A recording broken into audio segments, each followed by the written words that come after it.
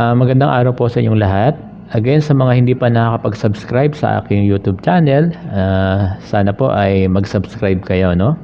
At request ko sana paki-hit na rin yung notification bell para every time na may bago akong vlog ay lagi kayong ma-notify, ano? Maraming salamat po sa inyong laging pagtangkilik sa aking mga vlog.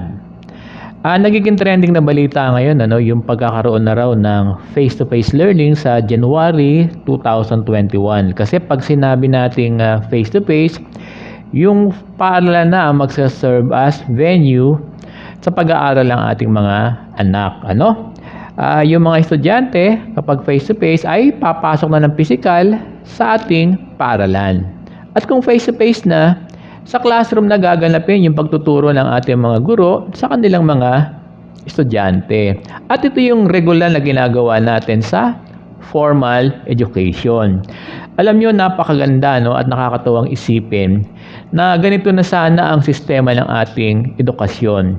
Para sa akin, ang regular at normal na learning platform ay yung pagtuturo sa classroom.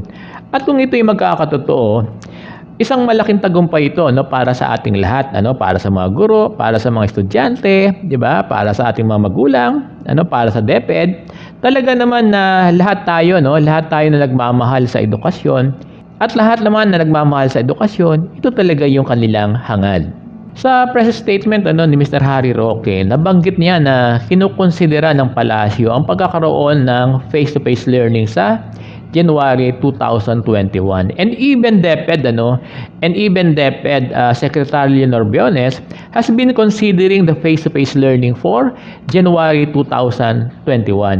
Kasi kapag ang isang city or municipality ay nakategorize na as MGCQ, yung Modified General Community Quarantine, ang ibig sabihin, ang indication nito ay low risk na sila sa COVID transmission or mababa na yung threat sa COVID. Sa ganitong cases kasi, according to Secretary Leonor Briones, ay pwede nating i-apply yung limited face-to-face learning. Pero kahit ganito yung thinking ng ating DepEd, hindi pa rin to magmamaterialize dahil malilaw yung statement ng ating Pangulong Rodrigo Duterte na no vaccine, no face-to-face learning. By now, wala pa tayong clear basis kung magkakaroon nga talaga tayo ng limited face-to-face learning by January 2021.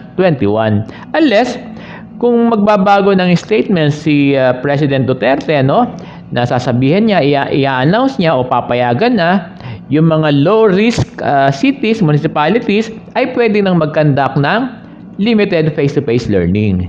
Pero kung magiging consistent na yung sinasabi ng ating Presidente Duterte na no vaccine, no face-to-face learning, ang ibig sabihin niyan, the entire school year for 2020-2021 ay distant learning. Maliwanag po ba yan? Dear teachers, dear students, dear parents, mag-aantay na lang tayo kung ano ang magiging developments. But for now, wala pang final kung magkakaroon nga ng face-to-face learning by January 2021. Maliwanag po ba?